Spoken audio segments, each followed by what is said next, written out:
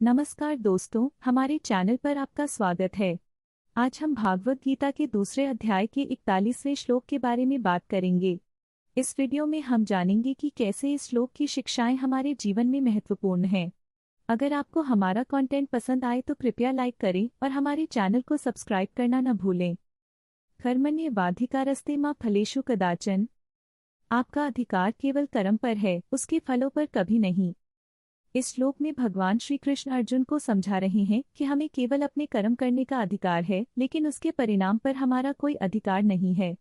यह सिखाता है कि हमें अपने कर्तव्यों को निष्ठा और समर्पण से करना चाहिए और फल की चिंता नहीं करनी चाहिए। जब हम अपने कार्यों को सही भावना से करते हैं तो हमें अपने कर्मों का फल मिलेगा, लेकिन हमें उसे पाने की अपेक्षा नहीं करनी चाहिए। यह मानसिक शांति और संतोष का मार्ग है। एक बार की बात है, एक छोटे से गांव में रामू नाम का एक युवक रहता था। रामू मेहनती और ईमानदार था, लेकिन उसे अपने गांव के बड़े खेत में काम करने का अवसर नहीं मिलता था। एक दिन गांव में एक बड़ा मेले का आयोजन हुआ। सभी गांव वाले उस मेले में भाग लेने के लिए उत्सुक थे। रामू ने सोचा, अगर मैं मेहनत से काम करूंगा तो मुझे फल जरूर मिलेगा। उसने मेले में एक दुकान खोली जहां उसने अपने हाथ से बने खिलौने बेचे। पहले दिन उसे बहुत कम बिक्री हुई। वह चिंतित था। उसने अपने दोस्त मोहन से कहा, मुझे लगता है मैं अपनी मेहनत पर ध्यान दे रहा हूँ, लेकिन फल नहीं मिल रहा है।